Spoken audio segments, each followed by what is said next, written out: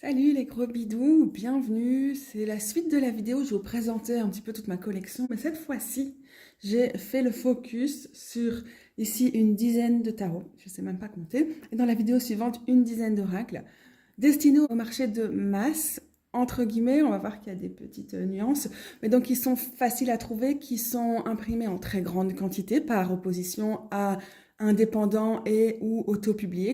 Encore un autre petit détail avant de commencer, c'est pour dire que la plupart du temps, le contenu sur ma chaîne, vous avez l'habitude de voir, s'adresse plutôt à des personnes qui ont l'habitude du tarot. Et ici, je vais vraiment essayer de rendre le contenu plus accessible aux personnes qui n'y connaissent pas grand-chose ou qui n'y connaissent rien et qui sont à la recherche de tarot pour commencer, ou de tarot avec lesquels elles se sentiraient à l'aise. Donc le but ici est aussi de rendre cette vidéo un petit peu plus accessible aux personnes qui débutent avec le tarot. Comment je vais rendre ça accessible? En vous parlant ici déjà des systèmes du tarot. Donc moi, je pratique pas du tout le tarot de Marseille, qui c'est la même chose, hein. Bon, c'est un tarot avec 78 cartes, mais bon, beaucoup, surtout dans les petites éditions indépendantes et tout, beaucoup des tarots de Marseille ont en fait 22 cartes et on n'utilise que ces 22 cartes. Des atouts, c'est nettement moins mon truc. Et puis sinon, si on les utilise toutes, on va plutôt utiliser des aspects de numérologie, d'intuition assez peu ancrés dans les images quand on va voir les autres cartes, les cartes de l'arcane mineur ou les suites. Et bah, c'est quelque chose qui m'inspire nettement moins. Donc moi, j'ai appris le tarot et je continue d'apprendre et d'enseigner le tarot plutôt dans l'optique du Smith-Waite, qu'on appelle encore parfois le Rider-Waite-Smith, alors que Rider, c'est juste l'éditeur jusque dans les années 70, donc en fait, c'est un peu négligeable comme donnée. Sachez que donc l'illustratrice, c'est Pamela Colman-Smith, et que le gars qui a pensé le tarot avec elle et qui a écrit à la base un petit bouquin avec, n'essayez pas de le lire, en tout cas si vous débutez, c'est pas vraiment là-dessus qu'on base nos interprétations du tarot à l'heure actuelle, même si ça rentre dans certaines traditions un peu occultistes, c'est Edward Waite. Donc ça, c'est un tarot un peu classique et vous allez encore entendre des gens qui vont vous dire il faut commencer à apprendre le tarot avec un grand classique comme le Rider-Waite-Smith. Moi, je suis pas d'accord. Je vous encourage pas à apprendre le tarot avec un Smith-Waite. Je vous encourage à apprendre le tarot avec n'importe quel jeu qui résonne pour vous. Vous allez voir qu'il y a quelques petites exceptions quand même dans ma liste de tarot. Je vais vous dire, non, celui-là, il est tellement déstructuré qu'en fait, je vous déconseille fortement d'apprendre avec celui-là parce que vous n'allez pas avoir un point de repère intéressant pour évoluer par la suite avec le tarot. Bon, à savoir, il y a aussi une série de tarots comme le tarot de fortune dans les tarots indépendants, par exemple, des tarots francophones qui vont reprendre les Marseilles plus inspirés des arcanes majeures, plus inspirés du Marseille, et les mineurs, donc toutes ces cartes-ci, plus inspirées du Waite-Smith pour être plus illustrées. Moi, je ne suis pas très fan des dessins et du manque total de diversité sur une partie des tarots, en tout cas ceux qui sont disponibles en marché de masse. Donc, je vous en parle pas. Et je vous montre ici le classique qui a été publié au début du XXe siècle, qui aussi pêche complètement par son manque de diversité, par ses côtés très occultistes qui peuvent être parfois un petit peu chiants. Un mélange entre des traditions occultistes plutôt hermétistes, des clins d'œil quand même, là ici au colonialisme et voilà, on a aussi un décor néo-médiéval qui va pouvoir nous faire penser au féodalisme. Donc, quand même beaucoup de systèmes oppressifs qui sont représentés sur ce genre de grands classiques. Je ne tire pas les cartes avec. Je ne recommande même pas d'avoir un Waite-Smith pour commencer à apprendre le tarot parce que c'est tellement une iconographie qui, entre-temps, est devenue incontournable. Tellement incontournable que vous allez trouver en ligne plein d'illustrations de ce type, que ce soit celle-là ou d'autres qui sont inspirées par celle-là. Donc, vous n'avez pas besoin d'aller chercher ça dans un jeu. Et aussi parce qu'on a plein de tarots qui sont soit des clones du Waite-Smith, donc qui vont s'en inspirer, mais juste avec d'autres types d'images, genre de corps d'humains, de décors, mais où les postures vont souvent être les mêmes, et on va être très littéralement, souvent dans des cartes qui ressemblent à ça. Donc, pour moi, c'est pas du tout nécessaire d'apprendre là-dessus. Puis il n'y a pas qu'un tarot, il n'y a pas qu'une façon de pratiquer le tarot. Et donc, c'est pas du tout un tarot de débutant à mon sens, mais voilà, si ça vous intéresse, n'hésitez pas. Et je dirais qu'à un moment, c'est quand même chouette d'avoir dans sa collection un tarot de référence, si vous commencez à collectionner le tarot.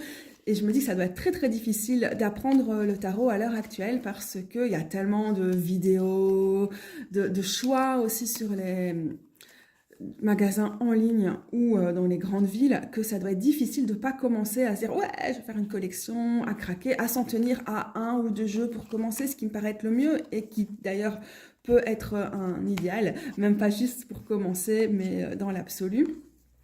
Ça doit être difficile et c'est vraiment quelque chose, je dois dire, plus vous allez vous disperser, ok, c'est chouette de comparer les images dans différents jeux, ça va nourrir nos interprétations et tout, mais à mon avis, plus on commence à partir dans tous les sens, avec plein de tarots différents, et moins on se concentre sur l'apprentissage, et plus on tombe dans un collectionnite aigu très consumériste et tout, mais on se focalise pas tellement. Voilà, maintenant, entre-temps, après presque 8 ans de pratique du tarot, vous avez constaté dans ma dernière vidéo que moi, je suis une grande collectionneuse et que j'ai une collection que j'adore. Au début, je me suis vraiment mise en quête de tarot qui allait avoir plus de représentativité que celui-là, ou alors tout ce qui était disponible en mass market à l'époque. Et puis, ça m'a menée complètement à être une grande collectionneuse. Mais c'est pas ça qui me permet, c'est pas ça qui fait de vous quelqu'un qui tire bien les cartes, quelqu'un qui apprend bien le tarot, ou quelqu'un qui est meilleur qu'une autre. C'est juste, voilà. Difficile de résister, honnêtement, et quand on commence à tomber en amour avec le tarot, on a envie de voir plein d'interprétations. Bref, pourquoi je vous montre le Rider-Waite-Smith? Parce que c'est vrai qu'au bout d'un certain temps, moi, je crois que au bout d'un an, quoi, je me suis dit, bon, j'ai quand même envie d'avoir un grand classique dans ma collection. Donc, j'en ai plusieurs, des Rider-Waite-Smith, et je garde celui-ci. C'est la version centenniale, donc au moment du centenaire du tarot, on a édité ça en grand et dans la version petite poche, dans une boîte métallisée. J'adore les plus petits tarots. J'ai pas besoin d'avoir la grande version. Alors il y en a qui vont vous dire mais c'est mieux pour voir les détails et tout. Bon, pas pour moi personnellement. Que ce soit en grand ou en petit, ça ne m'aide pas tellement. Surtout qu'on peut aussi zoomer facilement en ligne. Voilà, là l'escargot je le vois quoi par exemple. Bon, ok, d'accord, c'est pas ça un mauvais exemple. Ce serait plus facile pour sur un autre. Moi, j'aime bien cette version-ci aussi parce que j'aime bien la palette de couleurs soi-disant restaurée pour être au plus proche de la version d'origine. En réalité, je pense qu'on ne sait pas très très bien quelle était la version d'origine et qu'en fonction des techniques d'impression de l'époque, c'est juste que ça a évolué. Il y en a beaucoup qui vont être un peu moins dans les sépias ou les jaunes, les bleus et tout vont être plus vifs. Bon, c'est une question d'appréciation personnelle. Moi, je vous montre celui-ci. Celui-ci, c'est une des éditions de ce que je vous montre ici, qui n'est pas paru en français malheureusement, dans cette version typique, mais en fait, voilà, il y a plein de versions du Rider-Waite-Smith aussi disponibles en français, et si ça vous intéresse, je vous invite à aller chercher. Donc pour moi, c'est un classique que je suis contente d'avoir dans ma collection, pour étudier, pour comparer avec d'autres jeux et tout, mais jamais, au grand jamais, je ne tire les cartes avec le Waite-Smith. Je suis coincée et j'ai mis beaucoup de temps à m'habituer aussi aux copies, aux jeux qui sont très très inspirés du Rider-Waite-Smith parce que j'ai longtemps trouvé ça trop peu inspirant, trop scolaire, trop... voilà. Donc... ceci dit, je me suis dit que j'allais ranger un petit peu les tarots comme ça et que j'allais commencer par des tarots qui s'inspiraient. Mon chat est en train d'attaquer la fenêtre et je soupçonne qu'elle attaque des insectes. Mais il y a des coccinelles qui sont mises à rentrer pour certainement hiberner chez nous. Et je me méfie de ce chat qui a peut-être envie d'attaquer la coccinelle. Alors bon, vous avez l'habitude dans mes vidéos que je dois aller surveiller mes chats. À ce propos, vous aurez constaté que mon amoureuse a fait de la soupe au potimarron, mais on a profité pour graver son potimarron avec une tête de chat. J'étais obligée de garder ça ici en fond parce que c'est quand même beaucoup trop kitsch et comme vous le savez, on adore le kitsch. Le This Might Hurt Tarot, je vous montre une version indépendante.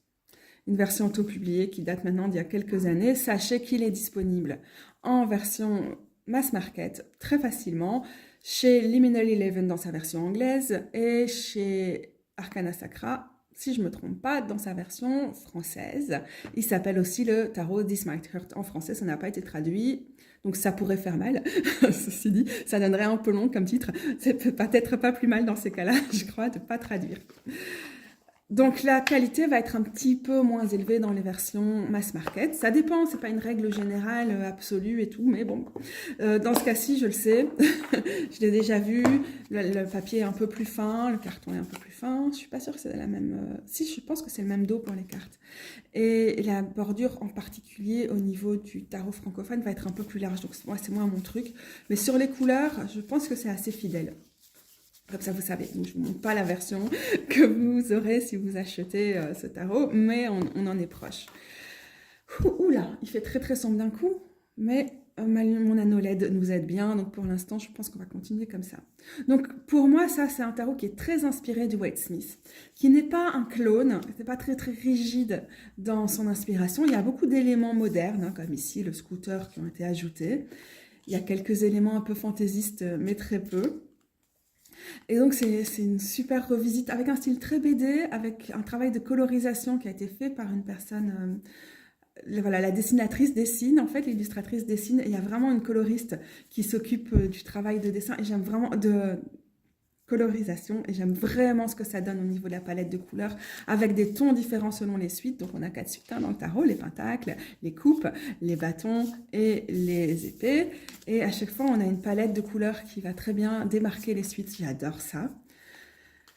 Il y a de la diversité au niveau des représentations du personnage. Est-ce que c'est assez à mon goût? Non, pas du tout. Mais c'est déjà pas mal. Il y a des cartes qui s'éloignent un petit peu plus du Rider-Waite Smith classique, que j'aime beaucoup. Je les trouve là, pour le coup, comme celle-là, très inventives, très très top. D'autres qui pourraient s'en éloigner davantage à mon goût, comme celle-ci par exemple. Voilà, si vous avez envie d'un tarot qui ressemble au Waite Smith, mais qui a sa touche d'originalité, qui a quelque chose de magique au niveau des couleurs, à mon sens. Il est chouette, il est très très chouette. Comme je vous ai dit, moi je tire moins les cartes avec ceux qui s'approchent trop du Rider-Waite Smith. Et enfin, voilà, il s'en approche un petit peu trop pour moi. Ça n'est pas mon préféré, ça reste un grand classique. D'avoir choisi des motos pour représenter les cavalières, bon, c'est aussi un petit peu moins mon truc. J'adore celle-là, je sais pas, je trouve ça tellement chou avec les petites plantes suspendues dans des espèces de macramé aussi, là aussi, les couleurs et tout.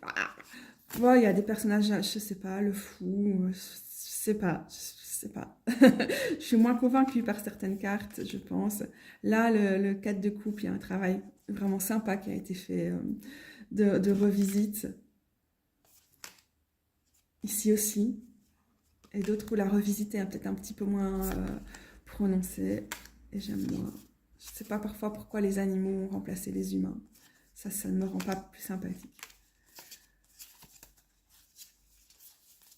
Voilà pour le This Might Hurt, qui n'est pas un tarot que j'utilise, mais j'ai du mal à m'en séparer. Donc, je commence par des tarots que j'utilise pas. Vous allez vous dire qu'à tout, franchement, très mauvais exemple. Oui, mais j'aurais vraiment du mal à vous prendre 10 tarots mass market qu'en fait j'utilise beaucoup parce que pour les oracles davantage, mais pour les tarots, non. Je crois que j'en ai déjà parlé, alors je ne vais pas être trop longue là-dessus. Alors là, je vous prends encore 2 tarots qui sont très inspirés du Waite Smith, mais avec une revisite plus ou moins sympathique. Ça, c'est le Queer Tarot qui n'existe pas pour le coup en version française. Bon, il y a un tarot qui s'appelle le tarot queer qui a été traduit comme tarot queer en français, mais ne vous y prenez pas, ça n'est pas celui-là. J'adore parce qu'il est très, très queer, très grassroots, très inspiré par tellement d'esthétique, années 70, années 80, petit clin d'œil aux années 90 aussi. Enfin, j'aime bien, j'adore la palette de couleurs. Il faut aimer, c'est clair. C'est la technique d'impression des originaux en risographie qui nous donne ces jolies couleurs. Il s'inspire très très très très fort du Rider-Waite Smith. Moi, j'hésiterais quasiment pas à appeler ça vraiment un clone pour le coup. Parce qu'on a les mêmes postures, on a le même type de décor. Ce qui change, c'est qu'on a une très belle diversité au niveau des personnages qui sont représentés. Et on a des petits clins d'œil aux différents drapeaux des communautés LGBTQIA+, qui se trouvent sur un certain nombre de cartes. Dans le livre, on nous dit à chaque fois quels sont ces drapeaux. J'avoue que je ne vais pas forcément m'y essayer là tout de suite. J'ai peur de caler sur certains des drapeaux. Bon, vous voyez, il y a toute une série de symboles aussi qui sont importants à notre communauté. Les cartes sont un peu grandes, mais elles se mélangent bien parce qu'on a une super qualité des cartes. J'ai colorié les bords en rose fluo et ça lui va très bien aussi. Un petit peu trop clone du Waite Smith pour moi, pour être un tarot que j'utilise très régulièrement, mais j'aime beaucoup, c'est un coup de cœur. Je pense que c'est mon clone du Waite Smith préféré.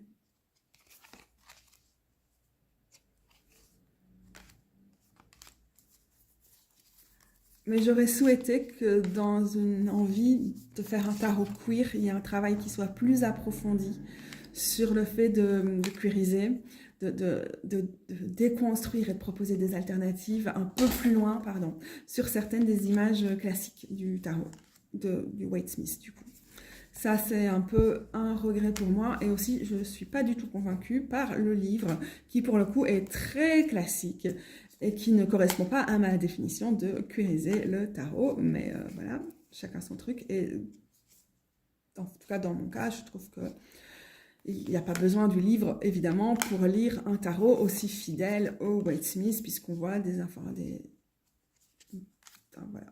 N'importe quel livre sur le tarot nous permet de lire le Waite Smith classique, donc il n'y a pas de problème. Bon, je ne vous montre pas tout, sinon ça n'ira pas, ça va être très très très très long. C'était le Queer Tarot. Maintenant, je vous présente le Cozy Witch Tarot qui est sorti le mois passé. Il n'existe pas encore en version française, mais comme l'oracle des mêmes créatrices a été traduit en français, on garde espoir, le bon espoir qu'il soit traduit en français prochainement. Je croise les doigts.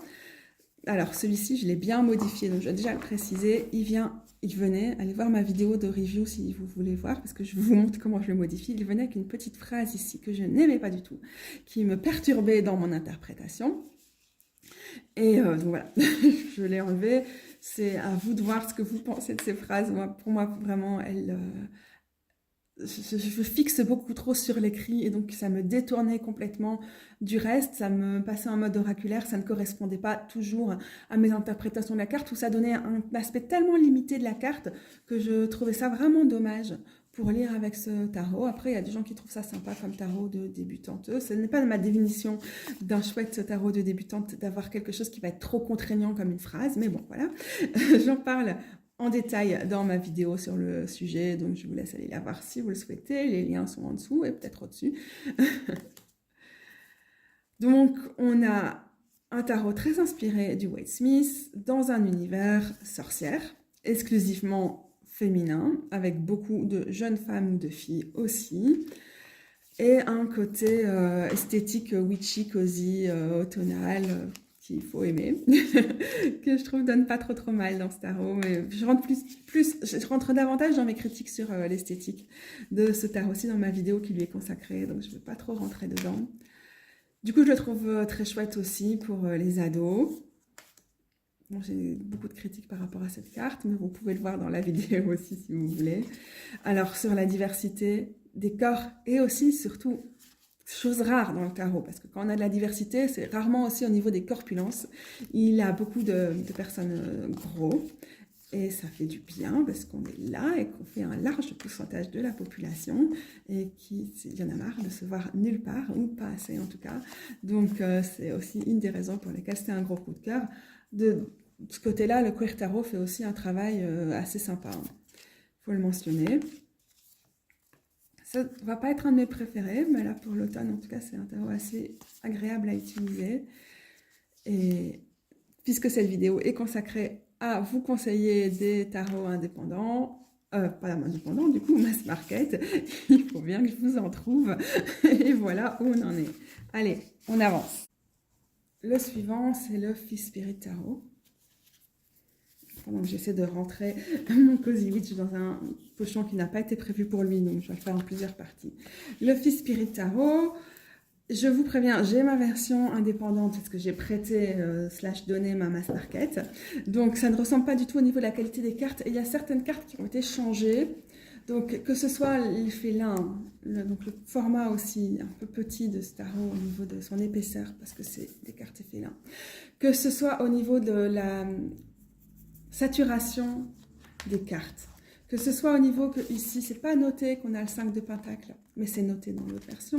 Donc, il y a comme ça toute une série de changements. Si ça vous intéresse, allez d'office voir ma vidéo de comparaison, la version indépendante et la version mass market. Mais donc, voilà, ça c'est... Désolée. Je vous montre celle que j'ai sous la main et je vous encourage à aller voir ma vidéo. Je vous montre la mass market. Et il est sorti en français sous le nom Le Tarot Inclusif. Sophie Spirit Tarot, il y a quelques jours. Donc moi, je n'ai pas encore eu l'occasion de le voir. Je pense qu'il est un peu plus large, les bordures sont plus larges. Et peut-être qu'il va bientôt y avoir des moyens de regarder des vidéos ou des personnes nous le présentent pour vous faire une idée. Pour l'instant, je ne peux vraiment pas vous dire ce qu'il vaut. Je ne l'ai pas eu en main, je n'ai même pas vu de vidéo sur lui ou d'image. Voilà. Juste un petit commentaire où on m'a fait un retour sur justement ces grosses bordures. Le Fils Spirit Tarot, c'est un tarot non binaire et inclusif. On a des arcanes majeurs, donc des atouts, avec pas mal de symboliques, pas mal de détails, vraiment très intéressants, très chouettes. J'en cherche encore une ou deux autres. Voilà. Ça, j'adore. Je suis très fan de l'arcane majeur, j'avoue. Ici, on a, j'en montre encore une avec la lune ici. On a en revanche, oh, pas en revanche, je vais commencer par les figures. On a aussi des figures que j'aime beaucoup, j'adore l'effort de représentation, mais aussi et surtout comment on a Charlie Claire Burgess a réussi à dessiner l'esprit de la carte. Bon, ça c'est pas du tout la version qui est encore disponible, même pas dans la version indépendante. Ça aussi, ça a été changé dans la version mass market. Donc je vais peut-être vous montrer des images qui ressemblent plus à ce que vous voyez dans la version mass market. Ça croque l'esprit de la carte tout en modernisant et en queerisant tellement bien les personnages classiques. Je kiffe les figures aussi, donc les personnages de cour ici. Quant aux mineurs, aux suites, donc vous voyez ici les coupes. Sachez que dans la version mass market, donc, vous n'aurez pas à vous creuser la tête. Surtout si vous commencez à vous dire « Oh, je suis dans quelle suite ici ?» Ce sera noté 5 de coupe. Vous voyez ici les bâtons. Vous voyez ici les épées. Qu'est-ce qu'on n'a pas encore vu là tout de suite dans l'immédiat? Les pentacles, on va chercher une carte de pentacle pour se faire une idée. En voilà une. C'est très simple par rapport à ce qui est proposé sur les atouts et sur les figures. C'est très inspirant pour certaines, un peu moins pour d'autres. Moi, je pense que j'aime bien, en ce moment en tout cas, et ça évolue super vite, quand j'ai un peu plus de choses auxquelles me rattacher sur les mineurs. En tout cas, alors que je trouve ça très beau, très inspirant, je trouve ça très chouette, avec des dessins assez dépouillés, d'avoir quelque chose qui nous rapproche de l'essence de la carte. Ça ne me facilite pas la lecture personnellement, mais alors c'est absolument personnel. Ça dépend tellement des personnes. Et en vrai, il y a des tarots aussi dépouillés que j'arrive à lire avec une grande aisance. Et donc, c'est juste une question, je pense, de comment ça résonne chez moi. Mais je le trouve tellement beau. Je trouve que le travail qui a été fait là pour revoir les images, j'adore Sophie Spirit Tarot ou Tarot Inclusif en français. Et c'est une grosse recommandation et un énorme coup de cœur. Ok, alors pour celui-ci, j'avoue, j'ai triché. Parce que c'est pas forcément du mass market. C'est publié par une maison d'édition à petite échelle, basée au Canada. Et du coup, c'est peut-être un petit peu... il y a l'effort de ma part de dire que c'est du mass market. Mais c'est le Théa Tarot. Moi, je vous présente ma version de l'édition originale, qui date des années 80. Mais il y a une réédition en 2019, je pense, par cette petite maison d'édition. Et beaucoup de bruit dehors parce qu'il y a le camion qui nettoie la route. Donc on va prendre une pause. Donc réédition en petite quantité, mais quand même plus accessible. Et aussi, c'est plus ou moins abordable. En tout cas, cette édition, je pense qu'elle n'était pas trop chère. Je pense que celle-ci, ça va encore. Donc on est quand même sur des prix qui nous rapprochent plus du marché de masse, parce que probablement que cette maison d'édition a quand même l'occasion d'en imprimer plus d'exemplaires, ou peut-être que la qualité est un peu moins bonne, honnêtement. J'ai eu la version 1D de celui qui a été publié en 2019 et je trouvais que c'était complètement satisfaisant, mais pas la meilleure qualité de carte du monde. Ok, et donc il est ressorti cette année-ci et donc il ne va pas être disponible dans n'importe quelle librairie ou n'importe où en ligne, mais il va être disponible. Vous avez Bablutte qui croque derrière ces petites croquettes. Vous avez le bruit des petites croquettes de Bablutte. Il va être disponible sur des sites comme le Salon des Arcanes ou inditaro.co. Donc le Salon des Arcanes en France, inditaro.co si vous commandez en Belgique par exemple, parce que c'est aux Pays-Bas. Voilà, pour votre bonne information. C'est un tarot féministe, lesbien. Très chouette. Il y a des éléments qui nous ramènent plus, comme ici, vous voyez, au Waite Smith, mais il y a aussi toute une série de clins d'œil. C'est le Théa Tarot. C'est une série de clins d'œil aux déesses, déesse Théa, plutôt inspiré, là, vous voyez, les Amazones, donc hellénistique, et oui. Mais c'est très, très libre. Je trouve pas que ces clins d'œil soient à ce point prononcés pour qu'on se sente d'office propulsé dans un univers précis. C'est assez large, je trouve, ce que ça propose. Donc, il y a quelques cartes qui ont été renommées, comme on faisait beaucoup pour les tarots féministes à cette époque-là. Enfants pour page ou valet. Vous avez vu les Amazones, c'est pour les cavalières. Vous avez les filles ou daughters ici, pour les reines. Et pour les rois, c'est les mothers, les mères. Voilà, et il y a certaines cartes où je trouve que là, le 3 d'épée, c'est typique, où j'ai vraiment mes représentations préférées de la carte. Alors là, pour moi, c'est vraiment un chouchou. Je l'utilise plus par vague. Donc, ces derniers mois, je l'ai un peu moins utilisé. Les années précédentes, encore beaucoup, sur des thématiques précises. J'aime bien, moi, le fait que certaines cartes se lisent en portrait, d'autres en paysage, mais ça, c'est à vous d'aimer. La technique de la personne qui l'a créée, la technique pour la création des œuvres, c'est du découpage qui donne cette espèce d'effet gravure vraiment sympathique. On le lirait comment? On pourrait aussi le lire sur le côté, celle-là, en fait, finalement. Ça fonctionne mieux, d'ailleurs. Je crois que j'ai jamais essayé de la lire en paysage. Bon, vous pouvez regarder ma review, mais je crois que c'est une des premières reviews que j'ai faites sur ma chaîne il y a des années maintenant. Ça doit faire 5 ans, 6 ans. Ou 2017, je pense. Non, ça fait vraiment longtemps. Ou 2018. Mais voilà. Franchement, je ne sais pas ce qu'elle vaut, mais je vous mentionne, c'est un tarot excellent et avec une importance historique. Et voilà. Il y a un livre qui a été publié il y a maintenant une dizaine d'années facile, qui s'appelle She's Sitting in the Night, Revisioning Thea's Tarot par Oliver Pickle. Et c'est une relecture des cartes avec l'utilisation du pronom neutre, pas dans celui-ci par exemple, mais pour certaines en tout cas. Et on a donc une volonté de dépasser les limites qui pouvaient y avoir dans un certain féminisme lesbien des années 80, d'être très excluant au niveau, ce qui n'est pas forcément quelque chose que me renvoie ce tarot, mais bon, pour certaines personnes ça peut l'être.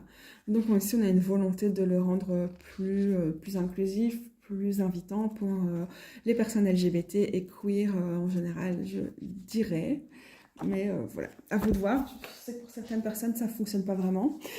Mais en tout cas, si aussi comme moi, vous vous intéressez à la fois à l'histoire des mouvements féministes, en tout cas, c'est un de mes centres d'intérêt importants à l'époque, pendant mes études et pendant toutes les années où j'ai travaillé dans le mouvement féministe et tout. Et voilà, à l'histoire du tarot, c'est quand même trop chouette qu'il y ait des rééditions de tarot qui avaient une... Est-ce qu'ils ont une importance à l'époque? Non, je pense pas. Je pense pas que c'est vraiment que c'était un des plus connus dans les tarots féministes de cette époque-là, mais en même temps, c'est celui qui a le mieux vieilli, je pense, et qui est mieux parvenu jusqu'à nous, donc le Théa. Alors, on va continuer du coup avec des tarots qui sont à mi-chemin entre ce qu'on peut appeler des éditions de masse et voilà, une plus petite production. Pourquoi? Parce que bon, là, je vais déjà vous montrer une version très fort modifiée et une version qui était la première version auto-publiée. Mais après, c'est une maison d'édition punk, un art qui a les droits et qui revend ce Next World Tarot. Et donc, du coup, le Next World Tarot, honnêtement, il est un peu... entre les deux. On ne le trouve pas forcément tout le temps sur Amazon, vous n'allez pas trouver dans une librairie lambda, mais on va le trouver quand même un peu plus facilement en ligne que certains jeux auto-publiés. En tout cas, les deux sites que je vous ai mentionnés tout à l'heure, indietarot.co et le Salon des Arcanes, vont vous le proposer. Donc ça, c'est la version, elle est tellement grande. C'est la version format normal, mais elle est très très grande. C'est la version auto-publiée, elle est aussi un petit peu plus épaisse, je pense, que la version qu'il y a eu depuis lors. Hein. C'est un jeu qui date de 2017, cette version-ci déjà. Donc j'ai découpé les noms parce que voilà, je connaissais assez bien pour ne pas en avoir besoin pour le lire. Mais du coup, je vais vous sortir le format de poche quand même. Parce que c'est quand même plus facile de voir ce que ça donne avec les bordures. Donc le Next Tarot de Christy Rode. J'ai vraiment une des premières impressions de quand il est sorti en mode indépendant. Et j'ai l'impression que les gens qui l'ont racheté depuis lors ont une meilleure qualité au niveau des cartes. Donc ne vous fiez peut-être pas à la qualité des cartes de cette petite version. Alors vous avez compris, j'adore les versions de poche. Et aussi c'est moins cher. Et puis c'est plus maniable. Bah, ça dépend des gens, mais dans mon cas ça correspond beaucoup mieux à mes besoins, donc j'adore ça. Vous avez à chaque fois les noms qui sont inscrits d'une façon très explicite. Ça n'est pas très fidèlement inspiré du Waite Smith et c'est peut-être un truc qui est pas mal. On a les correspondances astrologiques qui nous sont inspirées du système de l'ordre hermétique de la Golden Dawn, donc le mouvement occultiste un peu chelou dans lequel s'inscrivaient Smith et Waite, mais aussi Aleister Crowley qui a co-créé avec Lydie Frida Harris le tarot de Thoth. Et on le voit rarement indiqué sur le Waite Smith, mais, enfin jamais, standard, mais sur le tarot de Thoth, les associations astrologiques sont indiquées et on a aussi des mots-clés. Les mots-clés qui sont repris ici pour chacune de ces cartes sont pas mal inspirés, mais pas toujours exactement les mêmes, du tarot de Thoth. Et quand on prête un peu attention à ce tarot-ci, on va voir qu'au niveau de certains éléments, certaines représentations, certains agencements aussi, pas dans les majeurs, pas dans les atouts, mais ailleurs, dans les mineurs, peut-être dans les atouts aussi, je crois que j'ai jamais vraiment prêté attention. Parfois, c'est comment sont agencés les éléments sur la carte. Vraiment, c'est quelque chose de très visuel. Il y a des clins d'œil qui sont faits au Thoth. Alors, c'est quoi le Thoth? Je vous ai parlé du Waite Smith, je vous ai parlé du Marseille. Le Thoth, du coup, a été publié après la Deuxième Guerre mondiale. Et les personnes ont travaillé un peu avant et pendant, je pense, dessus. Aleister Crowley, c'est un grand pape occultiste vraiment très contesté, notamment parce que on a quand même, on est encore plus proche avec l'ordre hermétique de la Golden Dawn de pensée eugéniste. Il y a de l'antisémitisme clair chez des mecs comme celui-là. Bon, le mec était très mégalo déjà, mais aussi il est très misogyne en fait. Et donc voilà, bon, il y a toujours moyen de s'approprier les tarots malgré tout, justement de les dépoussiérer et de proposer autre chose, et ça fait partie de ce qui est important. Mais comme ça, vous savez, là on est inspiré par un autre système en partie, mais ce tarot se lit sans connaissance du Thoth, sans problème, parce que c'est plus des clins d'œil au niveau de l'inspiration que quelque chose de très présent. Donc on a une personne punk qui nous crée un tarot post-apocalyptique qui en fait ressemble très fort au monde dans lequel on vit à l'heure actuelle, avec beaucoup de représentations d'activistes et d'artistes que Christy Rode connaît. Et donc voilà, il est vraiment très magnifique. C'est un tarot qu'on peut vraiment lire d'une façon généraliste, mais moi je l'utilise plus pour des tirages qui vont être en priorité axés sur la création, la créativité, le militantisme, l'art et toutes ces questions. Mais bon, ça c'est peut-être que c'est plus personnel, je ne sais pas. C'est un coup de cœur maintenant au fil des années, parce que c'est quand même un de mes premiers tarots, mais si quand même, c'est un tarot qui arrive assez rapidement dans mon apprentissage, pas dans ma pratique du tarot. Je peux dire que c'est pas un de ceux que j'utilise le plus. Je ne saurais pas vraiment expliquer pourquoi. Je peux déjà vous dire que je suis difficile. Vous avez vu, parfois je me plains, je vous dis, oh, il n'y a pas assez d'éléments sur les mineurs, c'est pas agréable à interpréter pour moi. Et il y en a d'autres, je vais vous dire, il y a beaucoup trop d'éléments, c'est très chargé, ces cartes, et donc c'est pas évident à interpréter non plus. J'adore l'art de Christy Rode, et donc du coup, qu'est-ce que je peux dire? Que Juste, vous voyez, parfois j'essaie de me trouver des raisons. C'est trop, c'est pas assez, mais en vrai, c'est pas du tout des règles générales. C'est juste, j'ai mes phases en fait avec certains tarots. Et voilà. Mais je le trouve très fiable et très fort, vraiment, pour les questions d'artivisme, d'activisme, d'art, de créativité, de création en général. Et parfois pour d'autres choses, franchement, honnêtement, il a le potentiel d'un tarot généraliste sans problème, c'est juste ma pratique. Donc le Next World Tarot est un énorme coup de cœur et un énorme chouchou. Un tarot que j'ai beaucoup modifié aussi, qui s'appelle le Tarot du Nouveau Départ dans son édition française et qui s'appelle le New Chapter Tarot dans son édition en anglais. J'ai choisi de vous parler du Next World avant, comme ça je vous présentais un peu le système du Thoth. Ce tarot se dit aussi inspiré du système du tarot de Thoth, mais je ne trouve pas ça très présent. C'est une inspiration plus qu'un tarot qui est vraiment inscrit dans le système du Thoth, mais du coup il est hybride, il s'inspire de plusieurs systèmes. Donc tous ces tarots, soit dit en passant, en tout cas pour mes versions anglaises, j'en ai fait des reviews, donc je mettrai les liens en dessous et je vous mets aussi bien les liens des versions les noms des versions en français pour être sûr que vous pouvez les retrouver si vous les cherchez en français. Ce qui est très touchant dans le New Chapter, c'est que la personne l'a fait à un moment où elle était vraiment en train de fermer un chapitre de vie et d'en ouvrir un autre.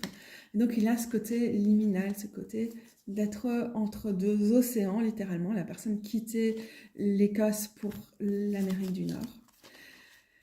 Ça, c'est assez intéressant, il est fort de ce côté-là. Voilà, il est spécifique et je trouve que le livret ne nous donne pas vraiment énormément d'informations pour l'interpréter. Et parfois, certaines cartes peuvent du coup être déroutantes. J'aimerais savoir avec plus de détails le pourquoi du comment de, je sais pas moi, telle plante, tels aspects de géométrie sacrée dont s'inspire aussi la créatrice.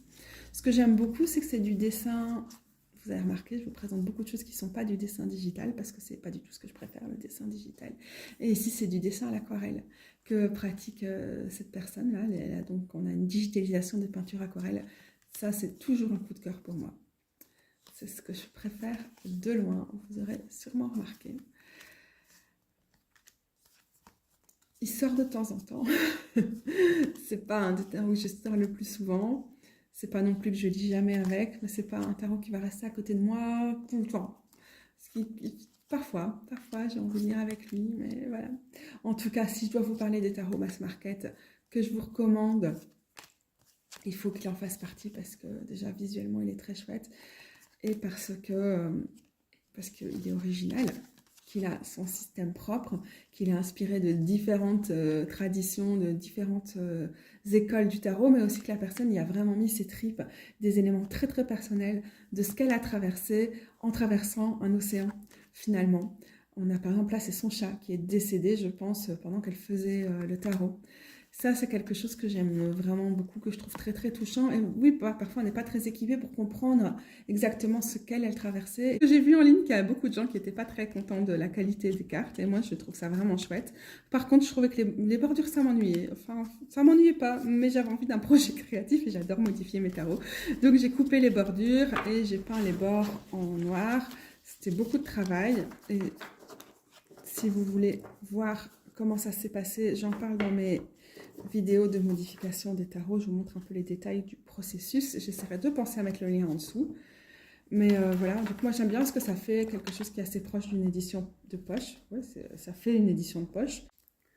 Ok, alors encore une fois, je vous montre ma version en anglais. Et je vous montre pour le coup, pour cette version-ci, une version qui était à l'époque la version indépendante. Mais ça existe en français. Et ça existe en grand, en mass market, et pas juste en poche, en mass market. C'est le Wild Unknown Tarot, qu'on appelle en anglais le tarot des mondes inconnus et sauvages. C'est le tarot avec lequel j'ai appris le tarot, et pourtant, vous allez voir, il est original, il a sa patte, il n'est pas très très inspiré du Wade Smith. À l'époque, c'était un tarot indépendant, auto-publié, qui a fait boule de neige. Il a été, je pense que l'édition à la base, c'est 2012. La première édition, Ça a vraiment créé un mouvement, ça a rajeuni le tarot. À l'époque, maintenant, beaucoup de gens se sont lassés de ces illustrations. C'est un tarot qui divise au niveau du style et au niveau aussi du fait que il y a pas beaucoup de détails sur les cartes et tout. Mais à l'époque, et ça a vraiment été quelque chose qui a fait des émules, qui a fait en sorte qu'on se sente légitime aussi à créer des tarots qui changent, à les auto-publier et tout. Et tout ça, c'est la deuxième édition indépendante, au fait, parce qu'il y a quelques changements. Et voilà, ça continue de rester un classique pour moi, un tarot avec lequel j'aime tirer les cartes, et pour moi et pour d'autres. Moi, j'aime bien l'esthétique quand même, si vous voyez, moi je ne vais pas les montrer, voilà, je peux montrer celui-ci, il a déjà un peu vieilli, mais voilà. J'ai la carte carrément du monde qui est imprimée sur mon avant-bras et tatouée, et j'ai aussi tatoué les éléments ailleurs sur le bras, donc vous savez que c'est vraiment un clin d'œil au tarot avec lequel j'ai appris. Et moi, j'aime bien les effets aussi aquarelle. Donc, j'aime bien avoir un tarot, un tatouage avec l'effet aquarelle. Très, très, très beau deck. La qualité de la version mass market, en anglais en tout cas, reste très, très bonne, même si c'est moins bien que cette version-ci. Mais voilà, là, j'aime bien. C'est épais, c'est doux, ça se mélange pas un charme. Gros chouchou. Il y a des gens qui vont dire « Oh, mais on peut pas apprendre avec celui-là, ou il est trop différent, j'ai du mal, je bloque. » Non, chacun son truc. La preuve, j'ai appris le tarot et je l'aime toujours autant et je le pratique toujours autant avec celui-là. Donc, c'est bien la preuve qu'on n'est pas obligé d'avoir un Rider-Waite-Smith ou un truc qui s'en inspire pour l'apprendre. Que de toute façon, les images les plus classiques, on peut les trouver tellement facilement en ligne. Et que ce qui compte, c'est un tarot qui nous inspire. Et au moment où j'ai appris à tirer les cartes, c'est lui et personne d'autre qui m'a inspiré.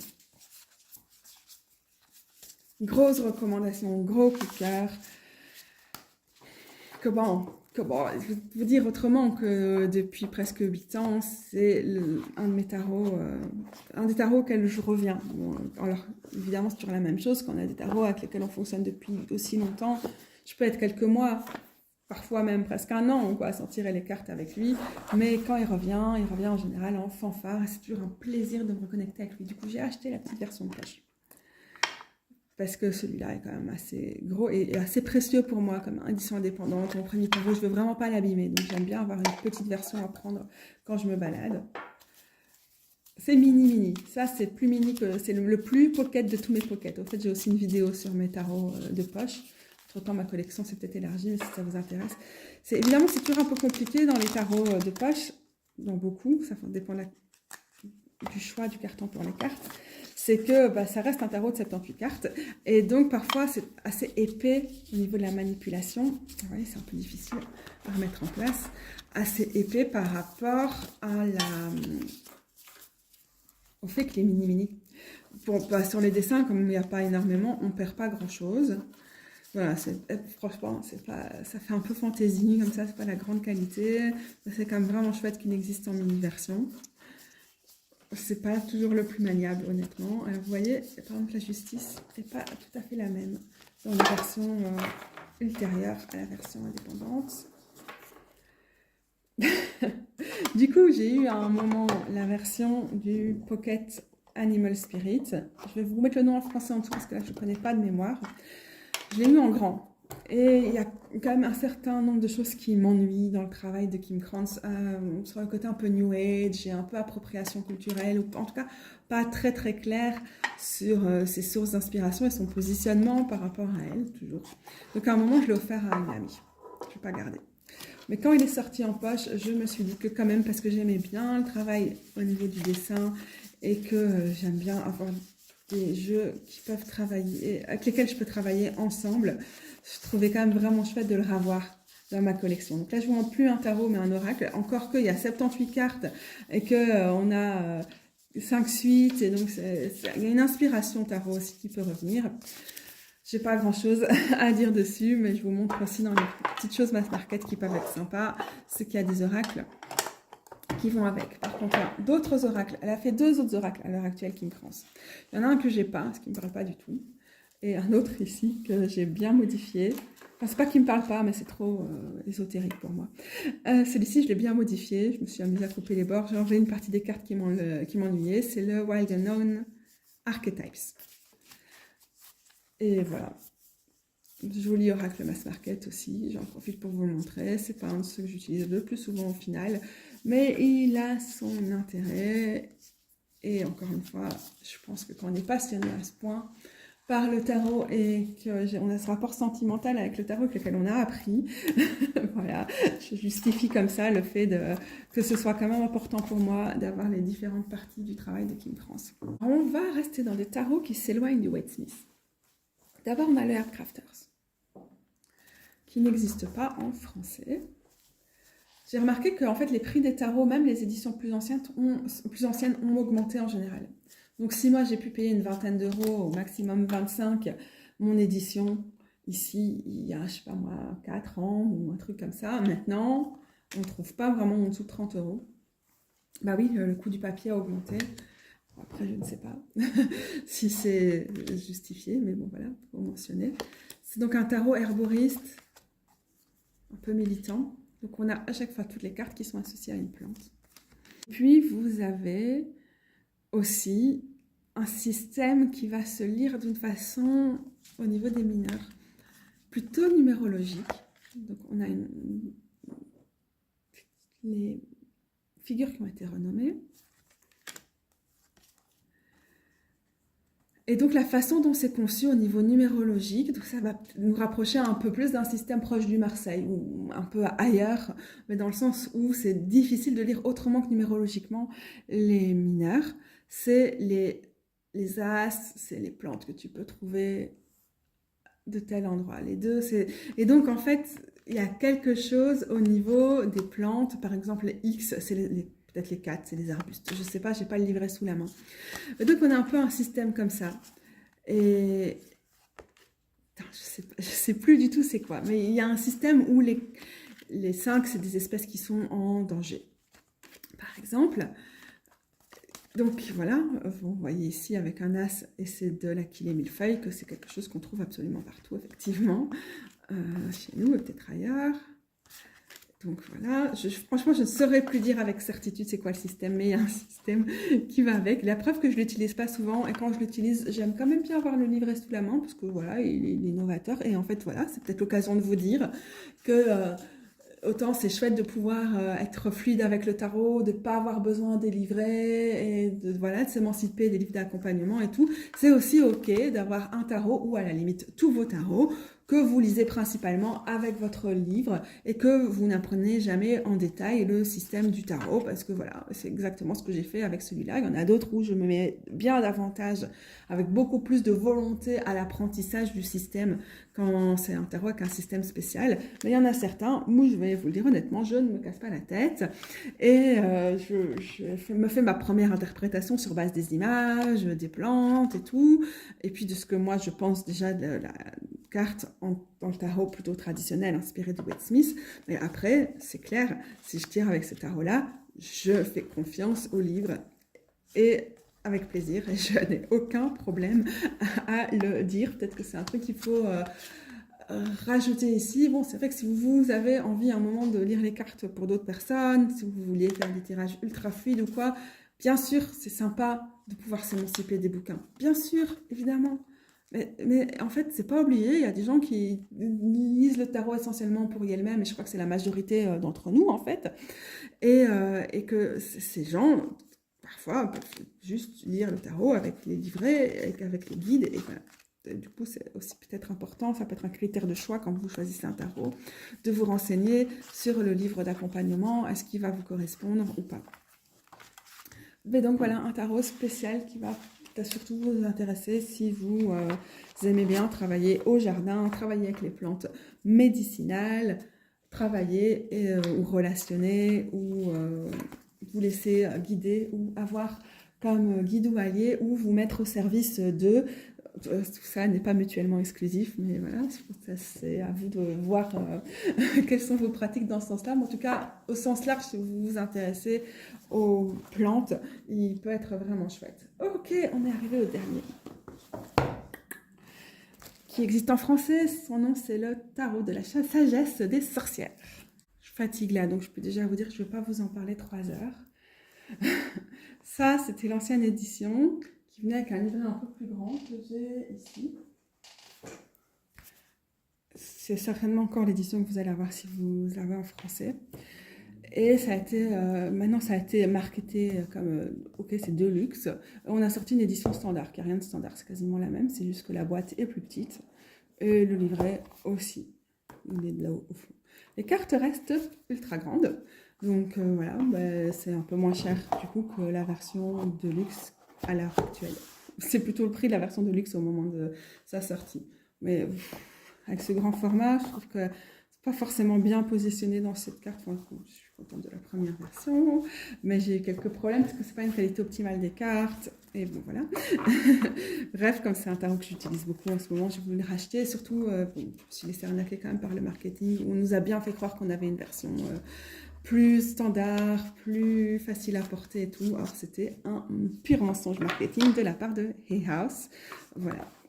Quand les gens ne sont pas très scrupuleux, ce que ça donne. Le Witch's Wisdom Tarot, j'ai longtemps hésité à le qualifier dans mes vidéos de tarot parce que beaucoup d'entre nous, on le lit comme un oracle tellement il est original au niveau de sa structure en tant que tarot. Ou alors, il faut vraiment passer du temps à l'étudier ou à méditer et tout avec lui pour s'approprier vraiment sa structure en tant que tarot et l'utiliser en tant que tarot. Ce que je suis en train de faire depuis plusieurs mois, et donc ça va un petit peu mieux. Alors, qu'est-ce qui se passe? C'est que on a décidé, c'est plutôt la personne qui a conçu au niveau, donc les dessins, c'est Daniel Barlow, j'adore. Et c'est Phyllis Curott qui l'a conçu plutôt au niveau des textes et tout. Je pense que c'est une prêtresse Wiccan. En tout cas, une espèce de vision féministe et du tarot et des pratiques sorcières et spirituelles. Et du coup, il y a aussi quelqu'un qui travaille pas mal sur les questions de chamanisme, soit dit en passant. Mais du coup, on revient sur cette idée qu'un des problèmes du système du Wade Smith, hein, et que je suis extrêmement d'accord avec ça, c'est que c'est une espèce de parcours spirituel et initiatique vers l'élévation. Et en tout cas, ça a été beaucoup analysé comme ça, hein, et en particulier au niveau des arcanes majeurs. On est dans quelque chose où on sort de son corps, on sort de la matière pour s'élever spirituellement et être en fait au-dessus des problèmes de la chair et au-dessus aussi des questions matérielles. Bon, donc ça veut dire qu'on ne se soucie pas des inégalités ni de tout ça, qu'on se détache, qu'on est au-dessus de tout ça, que l'ascension en fait nous mène à nous démarquer un peu des foules et que voilà, hein, ce genre de théorie spirituelle ultra emmerdante. Je sais, il y a complètement moyen de lire le Wade Smith et pas d'être dans ce genre de bullshit. Mais le parti pris qui a été fait ici, c'était d'inverser l'ordre des majeurs comme un grand, va te faire voir, au tarot classique et de dire en fait non, c'est à l'envers. Le monde, c'est la carte numéro 1 et avec le monde, on part vers la nature. Et ça m'a beaucoup posé problème en fait cette illustration et ce point de vue parce que ça m'a empêché de me connecter au jeu. Je l'ai mal compris, je l'ai vu d'une façon simpliste. Ah ok, on quitte la civilisation en feu, mais c'est quoi ce truc d'escapisme, escapisme vers quel échappatoire on s'en va quoi? C'est quoi cette politique de la fuite finalement qui est représentée ici? Et en vrai c'est beaucoup plus compliqué que ça. C'est retourner à la terre, c'est retourner à la matière, mais pas d'une façon qui nous désengage. Mais c'est pour se retrouver et mieux s'engager, je pense. Mais oui, alors vraiment, le monde, c'est typique. Le monde en numéro 1 et cette espèce de fuite, ça m'a donné une vision tronquée de ce tarot pendant assez longtemps. Et ça fera l'objet vraiment d'une vidéo à part pour vous expliquer comment j'ai dépassé ça et comment je le comprends. Et vraiment, il faut juste, par exemple ici, Maze, c'est... Merde, je vais avoir du mal. Ah, c'est tellement inversé, zut. Je vais regarder. Donc, parce qu'on a l'habitude qu'en 6, on a l'amoureux ou les amoureuses. Et en fait, je regarde ici ce qui a été mis. Le 6 ou le Maze, c'est habituellement la carte 16, donc c'est habituellement la tour. Donc c'est la tour qui est devenue le labyrinthe. Prenons un autre exemple, parce que vous voyez, en fait, en vrai, c'est pas du coup, c'est pas si facile. la prêtresse. Celle-là, elle n'a pas été renommée, donc c'est facile. Elle arrive en position 20, mais c'est quand même la grande prêtresse. Puisque du coup, on fait le trajet à l'envers. Donc on part par le monde, le jugement, qui est dans cette carte-ci, c'est l'initiation. Dans ce jeu-ci, je ne sais pas si je vais le trouver facilement, mais je vous le dis. Et puis ensuite, du coup, on a le soleil, et puis on a la lune, hein, donc on est vraiment à l'envers. Donc on va remonter et on va voir l'étoile, que je ne vais pas avoir sous la main. Et puis ici, c'est renommé, c'est la tour qui est devenue le labyrinthe. Puis le diable, on l'a vu tout à l'heure, est aussi renommé, non, c'est pas celle-là, c'est l'ancêtre. Donc on l'avait pas vu tout à l'heure en fait, donc je sais pas où elle est. Et ainsi de suite, et ainsi de suite. Donc là, le 9, du coup, vient en position de la mort. Et c'est la renaissance. Et parfois, c'est perturbant. Et vous voyez que même si j'ai passé du temps à l'étudier, j'ai quand même, et qu'il y a les éclairs dessus et tout, j'ai quand même coincé devant le labyrinthe. Parce que je crois que je l'ai jamais tiré dans mes tirages. Donc, j'ai pas eu l'occasion d'approfondir ma relation avec celui-là. Donc, on a déjà ça, voilà, l'ancêtre à la place du diable. Parce que toutes les cartes avec des connotations trop chrétiennes, ou trop négatives ou pessimistes et tout, elles ont été revues, et donc elles viennent plus vraiment remplacer le système habituel, mais elles viennent rentrer dans le système propre au voyage de la pèlerin, qui est la carte numéro 0 dans ce tarot, que je n'ai peut-être pas ici sous la main. Voilà, donc il y a déjà ça qui est différent. Ça ne veut pas dire que vous ne pouvez pas commencer votre voyage dans le tarot avec ça. Après, si vous voulez apprendre le tarot en général, vous n'allez jamais apprendre le tarot en général avec ce tarot-là. Là, c'est vraiment l'exemple même. Vous allez apprendre le système de ce tarot. Ça peut être le seul tarot avec lequel vous allez lire les cartes, mais si à un moment vous allez vers un tarot qui a un système un petit peu plus conventionnel, vous allez devoir tout réapprendre. Parce que celui-ci est tellement spécial. Voilà. Alors, on a aussi les éléments qui ont été gardés pour le nom des cartes, bon, fire plutôt que bâton. De toute façon, comme ça correspond, le feu, c'est les bâtons c'est le feu. Donc voilà, ça, c'est pas un problème. Là, vous voyez, ça, on a une représentation qui peut nous faire penser aux 4 de bâtons un peu plus classiques, mais pour d'autres, c'est très, très différent. Aussi, ce que les personnes ont canalisé des éléments à travers leur voyage avec les éléments, ça nous donne une connotation un petit peu différente de comment sont vus les éléments dans d'autres decks. Et je crois que c'est important de... Voilà, j'ai mis ça en grand ici. C'est important de comprendre que la tonalité des éléments n'est pas tout à fait la même que dans un tarot classique pour pouvoir voyager tranquillement avec ce tarot. Ensuite, moi, j'utilise une approche un peu numérologique quand même pour réussir à lire les cartes. Pour l'utiliser comme un tarot, mais un autre truc qui est assez intéressant à faire, on a ici le 3 de feu et on va aller voir avec celui-là, c'est de retenir, et je pense modifier une des deux versions, c'est aussi pour ça que j'en ai 2, pour noter les mots-clés qu'elles ont choisis à chaque fois pour chacune des cartes. Parce que ça nous aide vraiment bien à rentrer à chaque fois dans les cartes et à se les approprier aussi. Et donc c'est toute une histoire. On peut ramener son approche numérologique, les mots-clés c'est chouette, revenir à chaque fois au livre dès qu'on en a l'occasion. Parfois je le fais pas, mais en général, après avoir fait ma propre interprétation, je reviens au livre parce que c'est trop chouette ce qu'elles ont fait. Et puis, on a ici les personnages de la cour qui ont un système propre dans ce tarot qui est vraiment chouette. C'est messagère, sorcière, artisan, puis déesse. Et c'est à chaque fois, c'est un rapport différent à l'élément. C'est une manifestation différente de l'élément, de l'esprit de l'élément. Et c'est des figures qui ont un système qui leur est propre. Mais vous savez, c'est tellement difficile d'avoir un système qui fonctionnerait avec tous les jeux au niveau des figures. Et je trouve que les figures sont parfois très insatisfaisantes en réalité dans le tarot. Et je les trouve vraiment très très bien. En fait, là, j'ai aucun problème à les lire et à me les approprier. Je trouve ça juste trop cool. J'adore ce qui a été fait ici, parti pris avec les figures. Et j'ai aucun mal à oublier les systèmes plus habituels des figures. Bon, déjà, moi j'ai développé mon propre système de lecture des figures parce que je trouve que les systèmes conventionnels ont leurs limites, mais ça va faire l'objet d'une vidéo à un moment, vous allez voir, ça va être super intéressant aussi. C'est du travail, donc je prends mon temps. Yes.